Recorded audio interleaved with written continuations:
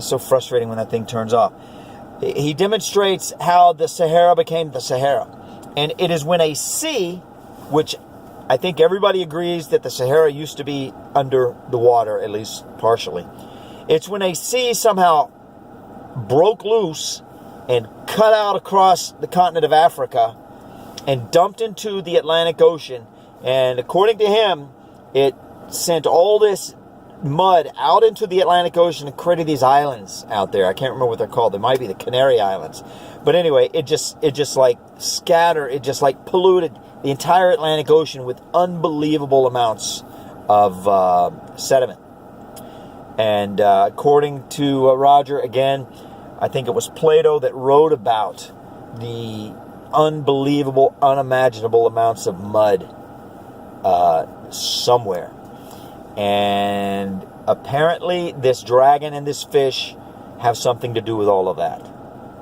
You know. So, now, I don't really care about the dragon. I don't care about the fish. I mean, I do, but I don't. I mean, it's whatever. I don't know. But here's the thing that I find that makes this interesting to me is that Jesus said, I saw Satan fall like lightning from the heavens, that old dragon, if I'm not misquoting that. And I'm just thinking, what the heck? What the heck, man? Jesus said he saw Satan fall like a dragon, and there's a dead dragon that's been rotting over there for 6,000 years, or however many years. I don't know. I mean, like I said, there's so many things that, and I have about 12 different things to talk about. This is only one of them, and that's all I had time. And I even blew out my phone because it stops at 30 minutes. And this is just one of them, and it's just like, now, Roger has hundreds and hundreds of videos. I think somewhere in the neighborhood of 400 or 500. So maybe to say hundreds and hundreds and hundreds is an exaggeration, a bit hyperbolic. So 400 to 500 videos. He's starting a website called Mudfossil University. Giants. He has things that he claims are fossilized hands and fingers, where the hand is 3 feet across. There are these things, apparently in various parts of the world. They call them, what do they call them? They have a word for them. Gorgons? No. Monolith? No, it's not a monolith. It's not a monolith. It's not a gorgon. It's a, anyway, I can't remember what it's called. But it's like a 30-foot tall fossilized creature. And everybody says that they are statues. And Roger analyzes these things and says, no, these are not statues. These are fossilized creatures because of the detail and because of the anatomical perfection and everything like that, and also because of the presence of blood stains, and the stains are where they should be, and they are the color that they should be. So in other words, if you have a stain on a stone that is rust colored, that should be where an artery is. If you have a stain on a stone that is black, and you think the stone may be a fossilized biological body part, and it's in a place where a vein should be, and it's black, well then that's what do you call that? Circumstantial confirmation that your theory has some credibility, right? So according to, like I said, he's like an expert in chemistry, he's an expert in anatomy, and he's either crazy or he's onto something that is itself crazy. I mean, no matter what, it's crazy. So, and the truth is crazy. I mean, it just is. I mean, you look around the world, there are some crazy things in the world that are true, and my personal belief is that it is the objective of the establishment to every day make our world a little bit smaller, a little bit smaller, a little bit smaller, because the smaller our world is, literally and figuratively, okay, figuratively being in our mind, how we think about, what we think about, the number of things we think about, the breadth of the things that we think about when we think about those things, the smaller our world is, the easier we are to control, right? It's like putting animals in pens.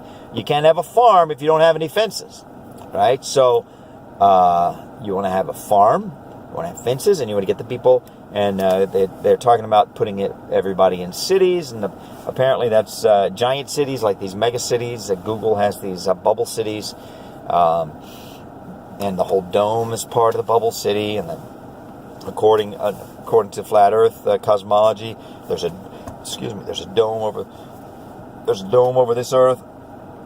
Roger is very explicitly not a flat earther. So that's interesting as well. So anyway, man, it is a crazy world out there, and I think they're going to shut it all down, because I don't think, and by shut it all down I mean the social media thing. They're gonna come in and they're gonna start controlling, making our thoughts, the things we think about, smaller and smaller and smaller and smaller and more standardized, right? They want everybody thinking the same thing. Because if we're all having our own independent thoughts, and our thoughts are wildly divergent from each other, how can you possibly control that? How can you possibly commoditize humanity if humanity doesn't have standardized traits, right? And it's the standardized traits is what they're after. I believe. That's my opinion. So that's one of the reasons I think they want to kill us off, is because they have to control. It's all about control. What I was just listening to a thing today. Apparently, part of one of the New World Order's objectives is the culling of everybody, obviously, but the culling of the elderly specifically. Bill Gates talks about this a lot, killing old people, because according to them, they're expensive. I don't believe that to be true. They're expensive because they make them expensive. It's a self-fulfilling prophecy. But according to them, in their cosmology, it is true. But it's a contrived, constructive cosmology. It's not the way the world really is. It's just what they've created. They've created a world where old people are expensive. But interestingly enough, old people are also wise. So I think they want to get rid of the wisdom. They want to get rid of perspective, and they want to get rid of memory. They want to get rid of people who know what it used to be like 50 years ago, 70 years ago, 80 years ago, because they don't want people to have that perspective. So that is one of the objectives of the New World Order, is the culling of the elderly. So anyway, this is my crazy rambling. Hopefully it wasn't too rambling video today, but I just had to talk about mud fossils. There are so many other things to talk about that have created. So in other words, if my world used to be like this big and very tight, very tight, very firm, very calcified. I call it calcified. Very calcified, very like, that's what standardized education, that's what institutionalized education does. It gives people a very small, very standardized, very tightly constructed worldview, But when you get out to the real world, you find out, wait a minute, there's something out here that they didn't talk about in here. Okay, so what they teach you to do is say, well, if it's not in here, then it's crazy, right? Anything that's not in this little bubble world that we created for you, then it's all crazy. But the fact of the matter is, there's stuff out here, over here, over here, over here. There's something way over there that has, it's real, it's true, but it's strange, because when you're used to living in a bubble, anything that's not in the bubble is weird, crazy. It's uncomfortable, because you're used to being in a bubble, your little bubble. I like my bubble. Everything's so neat and clean. I keep everything clean inside my bubble. I don't mess with my bubble. No, don't talk about anything that's not inside my bubble. I like my bubble. And that's what they condition us for. So I've got these things, like this mud fossil thing, that doesn't belong inside the bubble. They never talk about mud fossils in school. They don't have a place for that. They don't have room in their agenda for mud fossils. It doesn't fit their cosmology. Therefore, we just don't talk about it. So you got to have this guy, this random guy with no ulterior motives. He's not a control freak. He's not trying to get rich. He's not a part of the quote-unquote system. He's not, he has a job. He creates microchips. He's a chemist. So, I mean, he's a product of the system, but he's not part of the system, right? At some point in time, he kind of broke he kind of broke free. He's like a head of livestock that jumped the fence, you know. And now he's just roaming around, and he found this cool concept out. He found it on his own. And so we got this thing over here. Now we have these other guys. So now I feel like my world is like this. It's like used to be like this big, because that's the world that institutionalized education. Because I think about it, send 100,000 kids to school.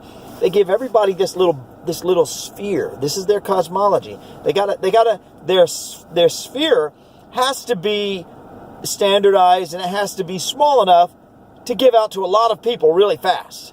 You know, like, here's your sphere, it's yours, and that's the way it is. When in reality, a true cosmology is not something that people can handle, you know, that we can hold in our hands. And it's certainly not something that we can hand out en masse, right? Like, so my cosmology, and a lot of people, it's not just me, but that's what social media is doing. It's like, boom, boom, we got all this stuff. It's all disconnected because it's way outside the sphere. It's just crazy, man. But let me tell you something.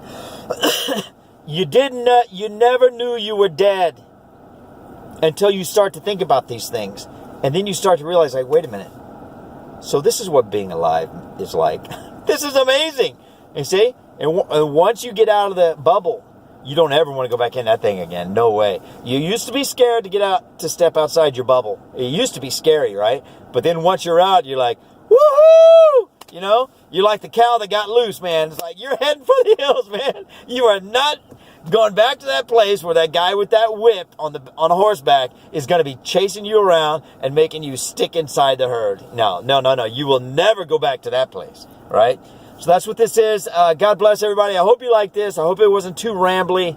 I'm trying hard not to ramble and digress, but man, it's such a crazy, wild, amazing, wide open world. It's like, man, this is awesome. God bless everybody. Have a wonderful day. Bye.